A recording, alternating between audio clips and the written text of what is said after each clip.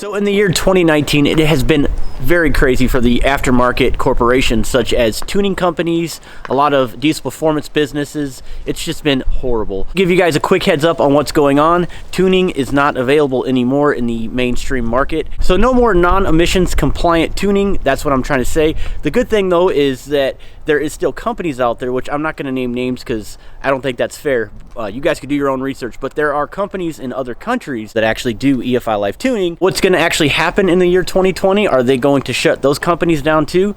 We don't know that. So that is the good news. There are still companies out there that do custom tuning, which is exciting. And the way things are going, I know there was a huge hype built up in 2019, in the year of 2019, and it's starting to sort of slow down, but it's still illegal to remove emissions from your vehicle and to actually get your vehicle tuned. Which brings me to this topic right here. Is it a good idea to tune your vehicle in the year 2020?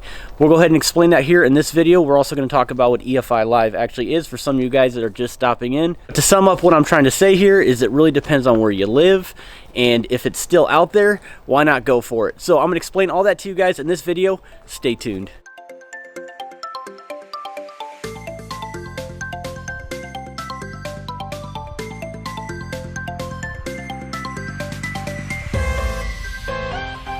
Before we get started, I was just thinking something. I have not put one of these Duramax Life key tags on my personal keys on my Duramax. I actually took my key tag off one day. I met a guy, he watches my YouTube channel, and dude, I literally just took my key tag off and gave it to him, but I never put a new one back on. You guys can actually find these on truckmasterdiesel.com, my website. I'll leave a link in the description for you. If you've already purchased one of these, or you've purchased a decal, you put it on your truck, anything like that, go ahead and send me an email with that picture, or you can simply go to my Instagram and just DM me, direct message me, and I'll do my best, guys. I'll throw that right on my channel, somewhere in my intro or outro. What is going on, everybody? I'm Truckmaster. I do YouTube videos on Duramax related content, and I try to stay with some of the other stuff like Cummins and Power Stroke as well. I do have a few videos sprinkled into my channel, but 90% of my YouTube channel is Duramax related. Now, if you guys are interested in learning more about your truck, doing installs, product reviews on certain things that you'd like to buy for your vehicle to make it better, make sure you guys go through my videos and check it out. I have a lot of stuff there. So without further ado, let's go ahead and get right into the video. So the reason why I'm making this video is because I'm getting a ton of questions again on my Instagram, which is awesome, by the way, at truck_master07. If you have an Instagram, make sure you guys follow me. So figured I can make this video and then I can send people the video link so it's a little easier to explain on my personal take on tuning as of 2020 and if it's a good idea.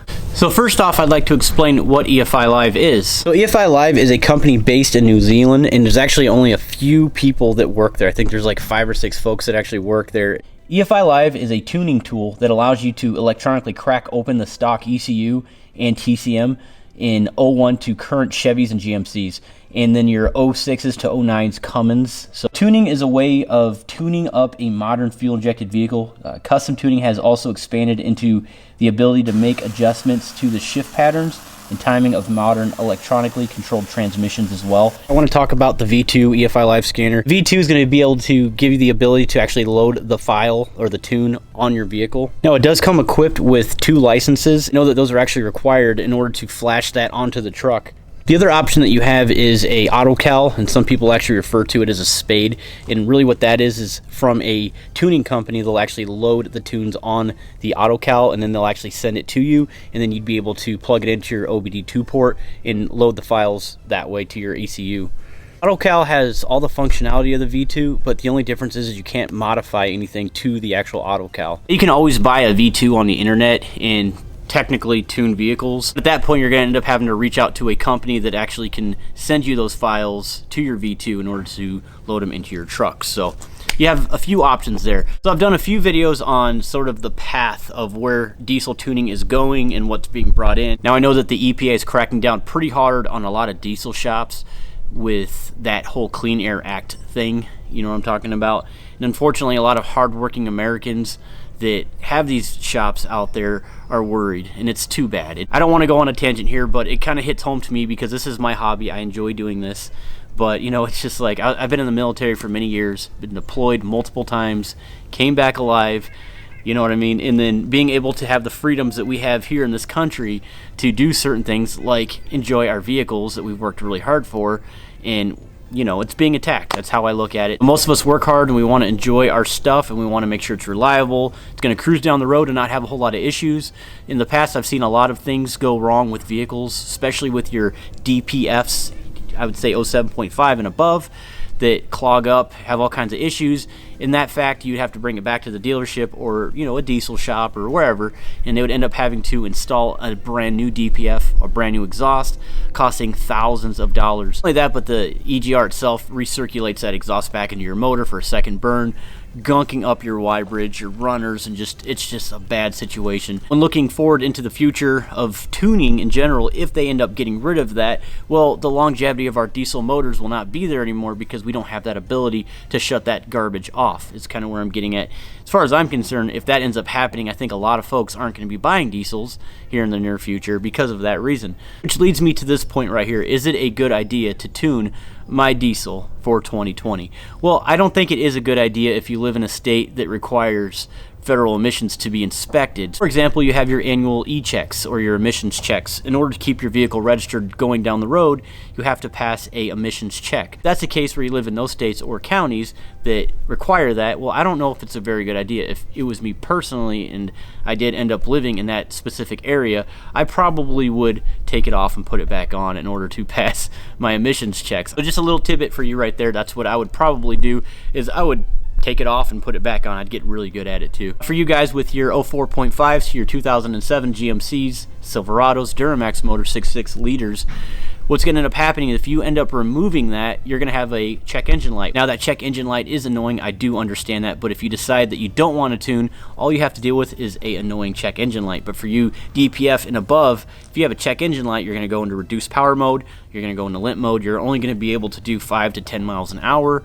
Unfortunately, you're going to end up having to tune your vehicle. Now, my favorite things about EFI Live is you can actually command the computer to turn off your EGR valve and to turn off your DPF. That's what I like the best about that. And of course, you have your custom tuning where you can change trims and data and whatever, all that other extra stuff, but that's my favorite thing about EFI Live. So if you've actually removed your EGR valve, you know, did something like that, blocked off your up pipe, whatever, tuned your truck to turn off that check engine light, whatever the case is, it probably wouldn't be a good idea to do that if you guys lived in those states or counties that required e-checks annually in order to keep your vehicle registered. That's just my take on that one. For some of you guys that live in a free county, I don't know what that means, or a state that allows you to not worry about doing e-checks annually in order to register your vehicle, what I would say to you is yes, absolutely go for it. Let's be real here. Here in the United States of America, when they started going after 30-round magazines, AR-15s, how long did that really last? I mean, seriously, it's like a scare. It's just like more of a scare tactic.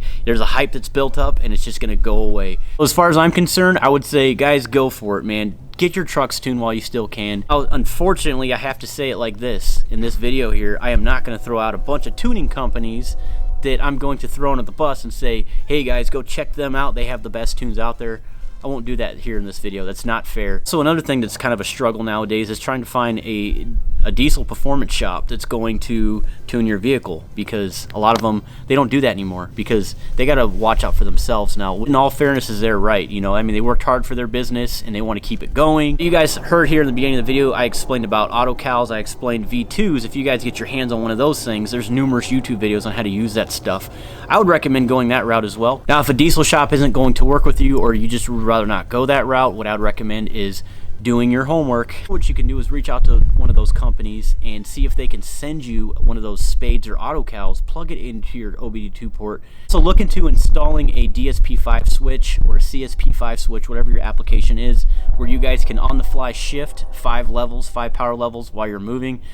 Really cool, really great option. In closing, in this subject right here, use your own discretion. We all know that it's illegal to remove emissions from our vehicles and then tuning it, we all know that. So if it's only for race, competition use only, something like that, totally fine. Now if you decide that you want to ride these down the road, that's your call. Tuning your vehicle is only going to help the motor for longevity, towing, power, everything, guys. In general, it's gonna change the entire dynamics of your motor on how it runs. Really think that a lot's gonna really end up happening, to be real with you. It's just a scare, it's just a hype. It's gonna go down but use your own discretion. That's it. The thing that I wanted to put out to you guys is I have an exciting video that I'm currently in the process of editing right now on how to do head studs and head gaskets. Make sure you guys look out for that video. It's going to come up to you guys very quickly. It's been a great year, guys. Thank you so much for watching the channel. We just hit 70,000 subscribers. It's all because of you. Thank you so much. I don't exist if you guys don't watch my channels, and I'm hoping that this channel is helping you guys. So that's what I'm doing. I'm just sharing the knowledge. Anything that comes to mind, any ideas that I have, I want to post those videos and get all that information out to you guys so you guys can make better educated decisions about what you want to do with your build, how to fix your truck, stuff like that. If you're interested in learning more about that, make sure you guys go through my YouTube channel and check all that out. Other than that, guys, I do appreciate your time as always. I'll see you on the next video. Take care.